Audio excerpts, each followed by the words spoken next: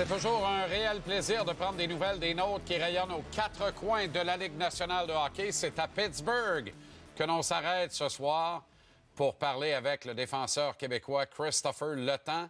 Chris, ça fait longtemps. Comment ça va? Ça va très bien, toi? Chris, vous êtes en territoire plutôt méconnu. Je parle de vous, les Pingouins, mais plus spécifiquement Sid, Gino et toi. Disons que vous n'êtes pas habitué à être exclu virtuellement du tableau des séries éliminatoires aussitôt dans une saison. Qu'est-ce que ça fait de ne pas vivre le même printemps qu'à l'accoutumée? Euh, c'est assez difficile, honnêtement. Surtout quand tu as des creux de vague, comme qu'on dit. On n'est pas des gars qui sont habitués à ça. Puis à un certain moment dans l'année, tu vois que les matchs, l'importance des matchs commence à disparaître. Donc c'est pas une situation facile, mais tu sais, on est professionnel, puis on se doit d'aller sur la patinoire puis donner tout ce qu'on a. Ça fait 19 ans, Chris, que tu es partenaire, compagnon d'armes, ami de Sidney Crosby. Vous avez tout fait ensemble et surtout gagné des Coupes Stanley ensemble. Il vient de dépasser Wayne Gretzky, qui le crut, avec une 20e campagne consécutive comportant au moins un point par match en moyenne au final de la saison. On dirait qu'il vieillit pas, il est comme le bon vin. Il a l'air d'un gars dans son prime, c'est pas mêlant. Explique aux gens ce que c'est de côtoyer au quotidien un gars comme Sidney Crosby. Ah, mais c'est incroyable. Honnêtement, ce qu'il accomplit au niveau hockey, ça va arriver juste une fois, comme on l'avait vu précédemment. Mais tu sais, d'avoir la chance de le voir aller chaque jour, de tout ce qu'il met dans l'entraînement, que ce soit hors glace ou sur glace, sa persévérance, le fait qu'il veut s'améliorer à chaque jour, euh, que ce soit un petit détail qu'il a vu dans un de ses matchs ou que ce soit quelque chose de gros qu'il veut travailler à devenir meilleur. Tout ce qu'il met, toutes les heures qu'il met dans tout ça, ça fait en sorte qu'il devient extrêmement consistant, puis ça donne qu'est-ce que ça donne.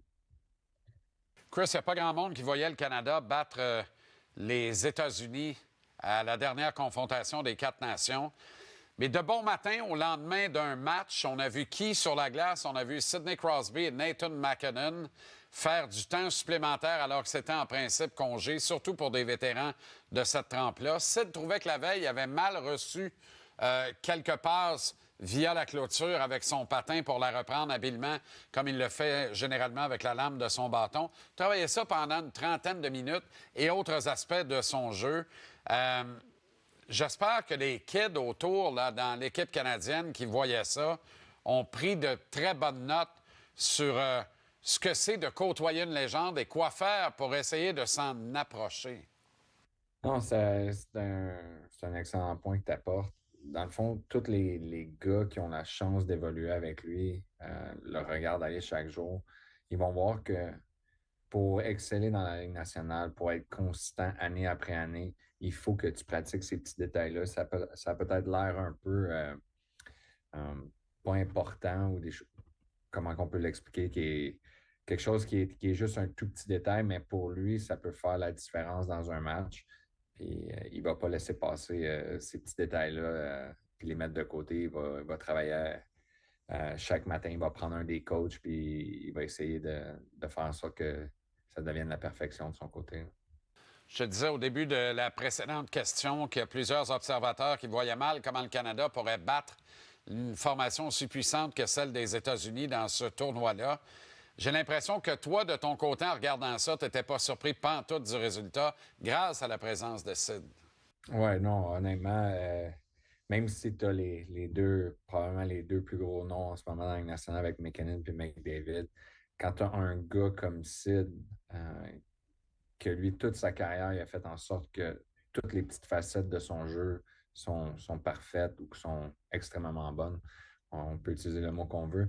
Mais ces gars-là, je pense que ça fait en sorte que ça les motive encore plus. Puis quand ils ont la chance d'être sur le même stage, comme on dit, ça fait en sorte que tu sors le meilleur. Puis moi, de mon côté, je pourrais jamais bêter contre Sidney Crosby dans ma vie. C'est comme quelque chose que je pourrais jamais faire. Parce que il a prouvé à tout le monde que ça a toujours été le meilleur joueur, puis le joueur le plus complet dans la Ligue nationale. As-tu l'impression qu'on assiste à un vent de changement, un courant particulier, Chris, basé peut-être sur l'expérience Patrice Bergeron, qui est parvenu à gagner dans le chandail des Bruins et qui, plutôt que d'accepter une transaction qui lui aurait permis peut-être de remporter une deuxième Coupe Stanley, a choisi de demeurer la propriété de l'équipe qui l'avait réclamée. On vit à peu près le même principe de votre côté avec Gino, avec Sid et avec toi. Vous semblez être engagé vraiment dans cette restructuration, ce reset, ce transit de l'organisation. Et on dirait que vous avez à cœur de demeurer à Pittsburgh tous les trois. C'est sûr qu'avec les contextes à travers la Ligue nationale en ce moment, avec qu'est-ce qui s'est passé, comme tu parles de Patrice, qui a gagné une Coupe Stanley, qui a évolué là depuis qu'il a 19 ans ou 18 ans, je pense. Des fois, c'est des situations qui font en sorte que tu veux rester, que ce soit un moment de reconstruction ou que ce soit pour gagner. Euh, Tu fais comme partie de cette communauté-là, de l'organisation, ça fait vraiment longtemps. Donc, on va le voir. Moi, je pense qu'on va le voir de plus en plus que les joueurs vont rester ou qu'ils ont eu du succès. Mais en même temps, on l'a vu avec Raymond Bourque, il n'avait pas gagné de Coupe Stanley. Il avait été avec Boston toute sa carrière. Donc, il y a des joueurs qui sont faits pour faire partie d'une équipe qui essaie de gagner. C'est dans leur DNA. C'est des winners, ils veulent gagner. Donc, tu peux aussi voir le fait que il y a des joueurs qui vont vouloir gagner à tout prix avant que leur carrière finisse. Même si tu n'avais pas gagné avant, c'est un sentiment qui est tellement unique, donc tu voudrais le répéter à tout prix. Ouais, là, excuse-moi, mais tu viens de te décrire admirablement bien et ce descriptif-là va à merveille à Sid et à Gino également. Est-ce que j'entends donc que tu pourrais peut-être te laisser tenter et permettre aux Pingouins de te monnayer de façon à te permettre d'aller gagner une Coupe Stanley ailleurs? Ben, je me suis pas décrit. Ben, oui, je veux gagner. La situation dans laquelle on est en ce moment, euh, le fait qu'on fait on va appeler ça un petit reset sur notre formation, euh, je pense que je pense qu'on doit croire au processus qu'on essaie d'établir en ce moment. Mais si je suis rendu à 43 ans puis, ou 42 ans, peu importe l'âge, euh, c'est sûr qu'éventuellement, dépendamment de la situation, je vais probablement opter pour vouloir gagner une Coupe Stanley. Quand j'étais petit bout, Chris, je regardais Wayne Gretzky rééditer le livre des records de la Ligue nationale et à chaque fois, je me disais, personne ne va jamais battre ce record-là. Voilà que Sid vient d'en battre un et que Sid va battre, que Ovi plutôt va battre l'autre, celui du plus grand nombre de francs-buts dans l'histoire de la Ligue nationale au cours des prochains jours, voire des prochaines semaines. Toi qui étais aux premières loges de cette immense rivalité entre les deux meilleurs joueurs de leur génération. Parle-moi justement des rapports entre ces deux gars-là, rapports harmonieux, acrimonieux. J'ai l'impression qu'il y a beaucoup de respect qui s'est installé quand même entre les deux hommes au fil des ans. Oui, ils ont énormément de respect un envers l'autre. Amis, ça me surprendrait. Euh, je pense même que ils vont peut-être te savoir après tout ça puis de reparler, mais euh, tu sais, c'est vraiment deux compétiteurs. Je te dirais que il n'y a jamais eu un moment où il y en a un qui a admiré l'autre. Je pense que c'était tout le temps une question de vouloir battre l'autre à tout prix. Puis euh, je pense que ouais, non, je pense pas que le respect sont sur qu'est-ce qu'ils font sur la glace. Le reste, je pense pas que c'est le gros respect, là. Puis c'est quand même très beau le geste qu'a posé Ovi la semaine dernière parce que Flower a été au cœur de cette rivalité-là également. Il l'a affronté à moult reprises alors qu'il était avec toi, Sid et Gino chez les Pingouins.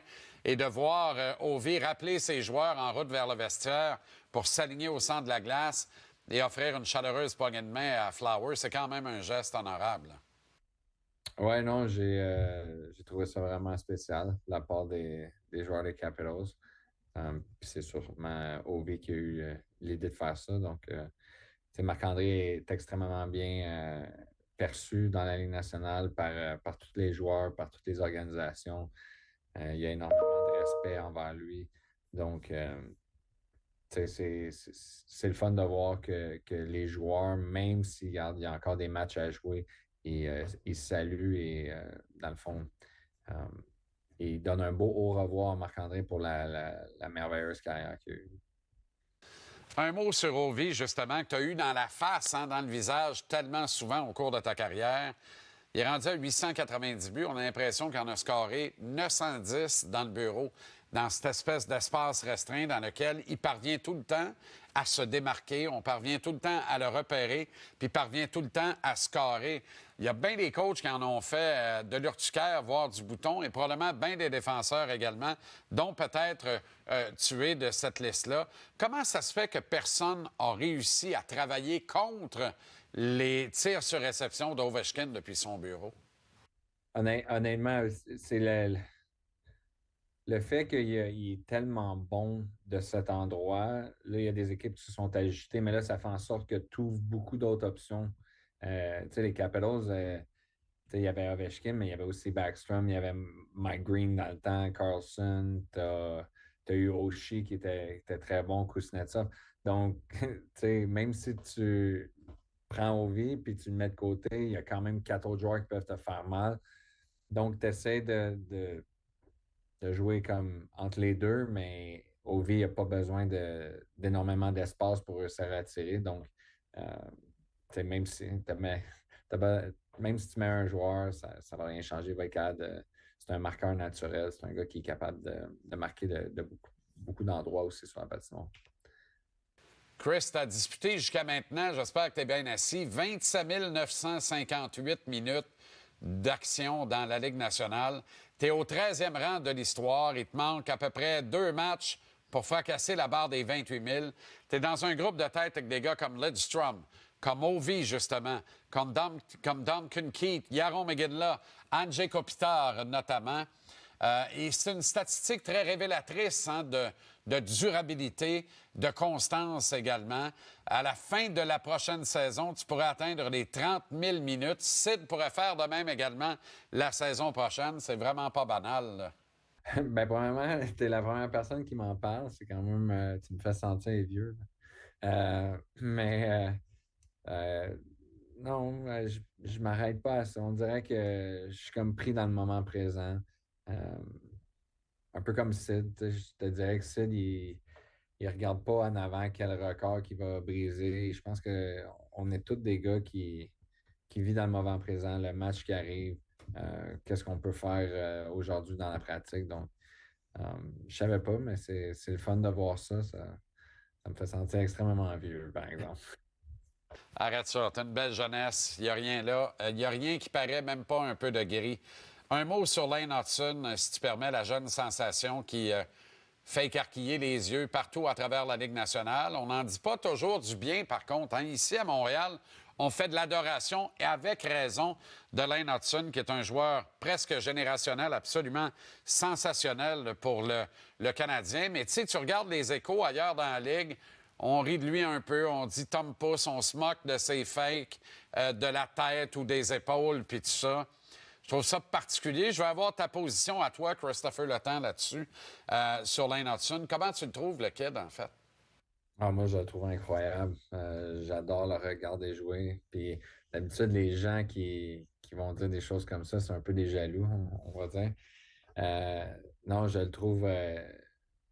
le trouve extrêmement bon. Avec la rondelle, ce qu'il est capable de faire individuellement, collectivement. Hier, je pense qu'il a fait 3 passes contre la Floride. La Floride, c'est une équipe qui est solide défensivement. C'est une bonne équipe. D'être capable d'amener cet apport-là offensif, c'est incroyable. Puis ce que les gens parlent ou qu'est-ce que les gens peuvent dire, il ne faut pas oublier, là, il n'a pas encore franchi 100 matchs. Pour un défenseur, c'est probablement, là je vais exclure les gardiens, mais le poste de défenseur, c'est la position la plus dure à jouer dans la Ligue nationale. Tu as besoin d'apprendre, puis ça prend de l'expérience. Puis Lane, il est encore jeune, il n'a même pas 100 matchs dans la Ligue nationale, puis ça va. Tout ce qui va se passer défensivement dans son cheminement, il va s'améliorer d'année en année. Donc, de pouvoir être capable de faire ce qu'il fait en ce moment, c'est incroyable. Puis, non, il en a un vraiment bon, là. C'est sûr. Cette entrevue-là ne pouvait pas mieux se terminer, Christopher Letang. Excellent point que tu amènes au sujet de Lane Hutson et j'espère que tout le monde, surtout ceux qui aiment le pourfendre, prennent des notes. Bonne continuation dans les circonstances. Bonnes vacances, plus de bonheur que d'habitude. C'est toujours un plaisir, Chris. Bonne fin de saison, puis à très bientôt. Merci à toi. Merci.